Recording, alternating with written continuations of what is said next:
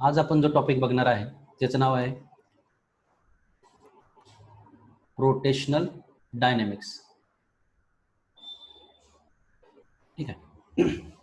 तर rotational dynamics point शिकण्यापूर्वी किंवा rotational dynamics चॅप्टरला सुरुवात करण्यापूर्वी तुम्हाला गेल्या वर्षीच्या काही कन्सेप्ट म्हणजे 11th स्टँडर्ड मधल्या काही कन्सेप्ट माहीत असणं खूप गरजेचं आहे. आणि त्यातला सर्वात महत्त्वाचा पॉईंट म्हणजे आपण मोशन इन प्लेन नावाचा जो टॉपिक शिकलेला त्याच्यामध्ये सर्क्युलर मोशनच्या बाबतीत शिकलं.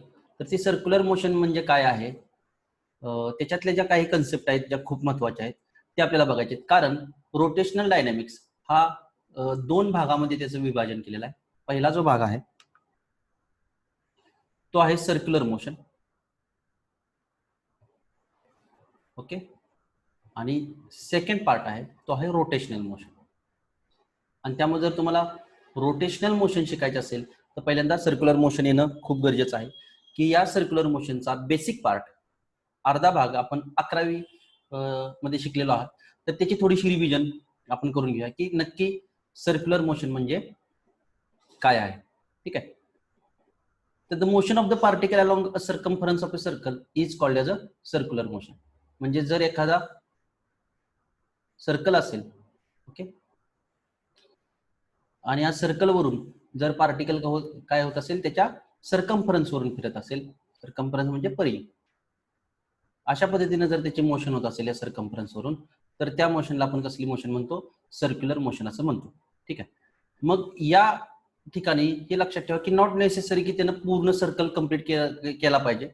आपल्याला जर सर्क्युलर मोशन जे काही शिकणार आहे त्याचे आपण नियम जे शिकणार आहे ते पूर्ण सर्कल कंप्लीट करत असेल तरच नियम लागू पडतात असं काय नाही.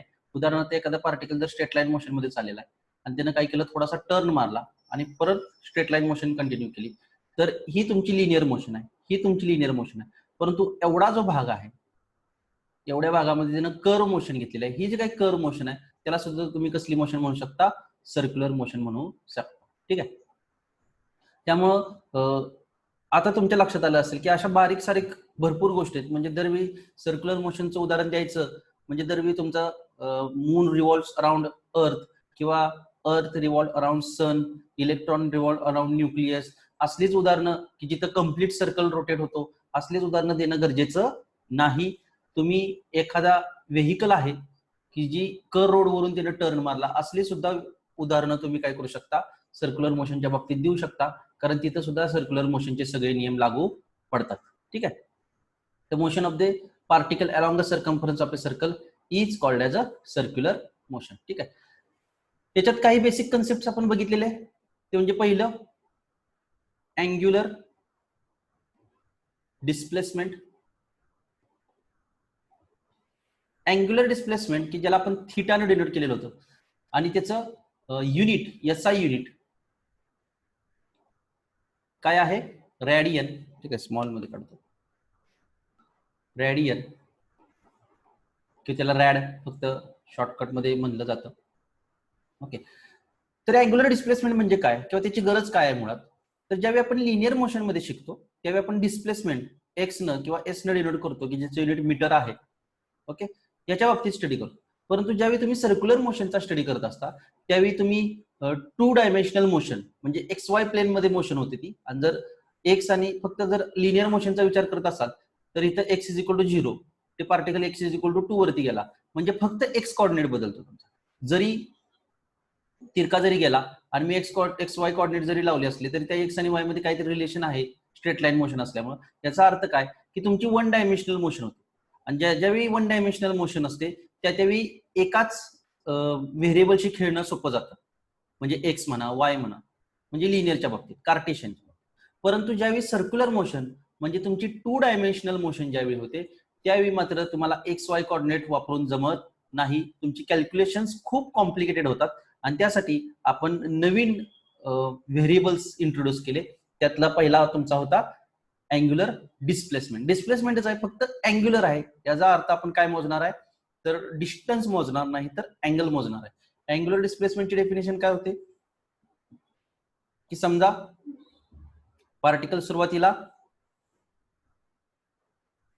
पी या ठिकाणी आहे, ओके, आणि ओपी, हा O is the centre, OP त्याचा पोझिशन वेक्टर आहे.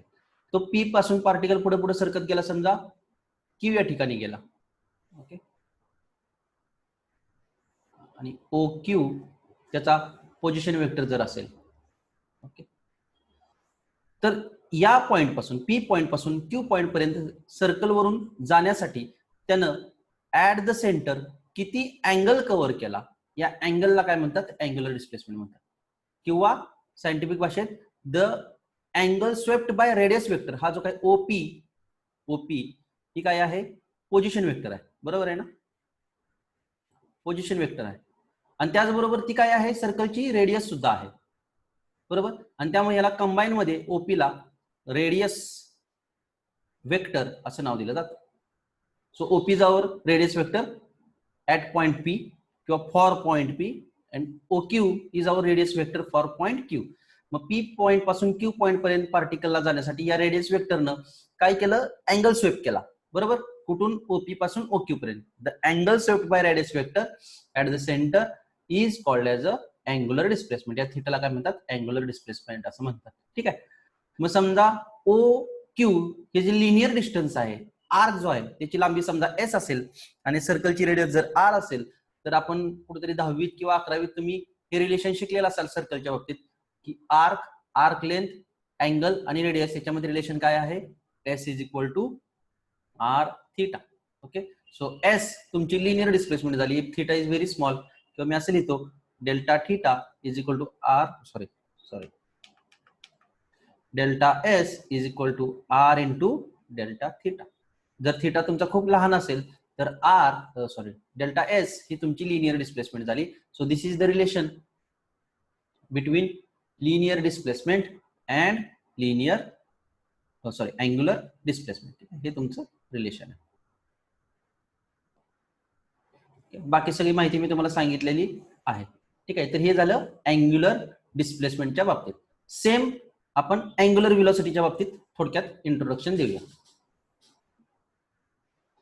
So next point is angular velocity. जर एखादा पार्टिकल सर्क्युलर मोशन मध्ये असेल तर तो कितीच्या स्पीडनं फिरतोय, ठीक आहे, तो अँगल कितीच्या स्पीडनं कव्हर होतोय. कारण तुम्हाला जर आठवत असेल की लिनियर व्हेलॉसिटीचा आपण फॉर्म्युला काय देतो, लिनियर व्हेलॉसिटीचा फॉर्म्युला असतो आपला D S by D T, किंवा तुम्ही म्हणाल त्याला D X by D T. बरोबर आहे ना, rate of change of displacement with respect to time. ठीक आहे, आणि मग आपण त्याचं युनिट मीटर आणि खाली सेकंद असल्यामुळे मीटर पर सेकंद असं युनिट लिहितो. सेम अँग्युलर डिस्प्लेसमेंट जशी आहे तसंच तुमचं काय आहे, अँग्युलर व्हेलॉसिटी आहे. म्हणजे तुमचा अँगल पर युनिट टाइम किती चेंज होतोय, उदाहरणार्थ त्याला ओमेगाने डिनोट केलं जातं. ठीक आहे, सो ओमेगा, मी काय लिहिन, ओमेगा इज इक्वल टू लिमिटच्या भाषेत limit delta T tends to 0 delta theta change in angle with respect to time delta theta by delta, किंवा डेरिव्हेटिव्हच्या भाषेत हेच कसं येतं, D theta by D T. Okay, दिसतं इथं वरती अँगल आहे म्हणजे युनिट काय येणार, रॅडियन, आणि डिवायडेड बाय म्हणजे पर, इथं टाइम आहे म्हणजे सेकंड, म्हणजेच अँग्युलर व्हेलॉसिटीचं याचा युनिट काय येत आहे, रॅडियन पर सेकंड. ओके, बघा याच्यावरून आपण आणखी एक फॉर्म्युला सुद्धा डिराइव्ह केलेला होता, रिलेशन बिटवीन लिनियर व्हेलॉसिटी आणि अँग्युलर व्हेलॉसिटीचा. काय फॉर्म्युला होता, तर त्यासाठी मला हा फॉर्म्युला माहिती आहे, S is equal to R theta. याचं डेरिव्हेटिव्ह घ्या, काय मिळेल, D S by D T is equal to R, तर रेडियस कॉन्स्टंट आहे पूर्ण सर्कलसाठी, त्यामुळे आर तसंच राहील, मला मिळेल D theta by D T. So D S by D T म्हणजे rate of change of displacement with respect to time म्हणजे काय येणार आहे, velocity is equal to R तसाच, आणि D theta by D T म्हणजेच काय झाली तुमची अँग्युलर व्हेलॉसिटी ओमेगा. ठीक आहे, so this is again a new relation between linear velocity and angular velocity. ठीक आहे, झालं. तर हे बेसिक माहिती अँग्युलर व्हेलॉसिटीच्या बाबतीत. आपण फक्त मॅग्निट्यूडचा विचार करतोय, अँग्युलर व्हेलॉसिटी किंवा अँग्युलर डिस्प्लेसमेंट हे व्हेक्टर क्वांटिटी आहेत, ते सगळे तुम्हाला नेक्स्ट लेक्चरला कळेल की त्यांची डायरेक्शन वगैरे कुठं असते. सिमिलरली नेक्स्ट क्वांटिटी आहे तुमची किंवा नेक्स्ट कन्सेप्ट आहे ती म्हणजे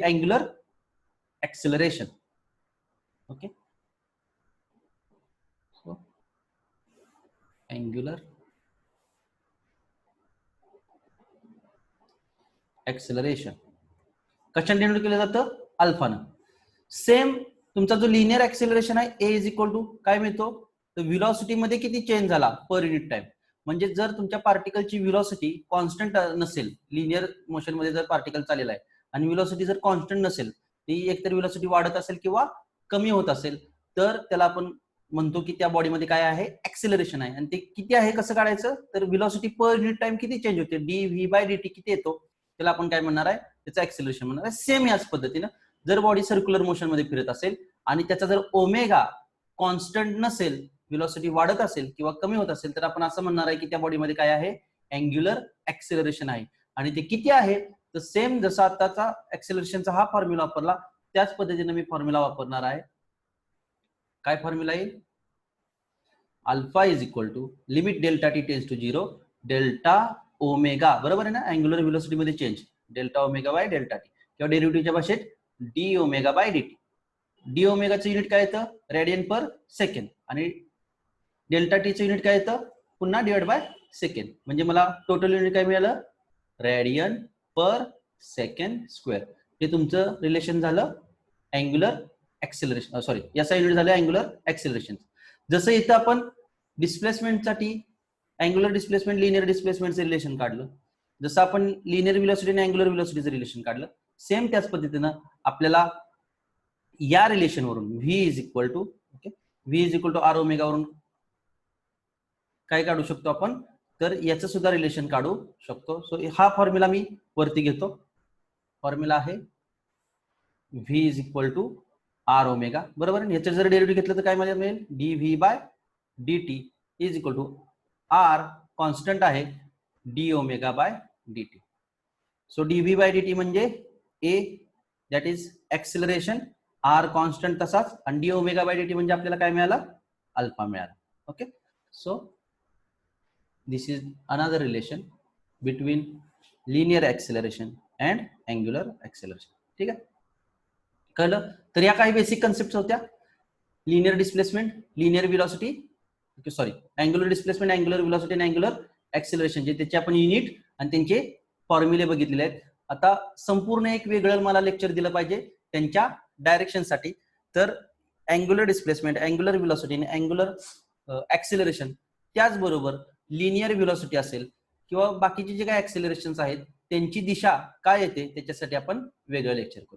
ठीक आहे, तर आजच्या लेक्चरसाठी एवढंच, थांबूया आपण.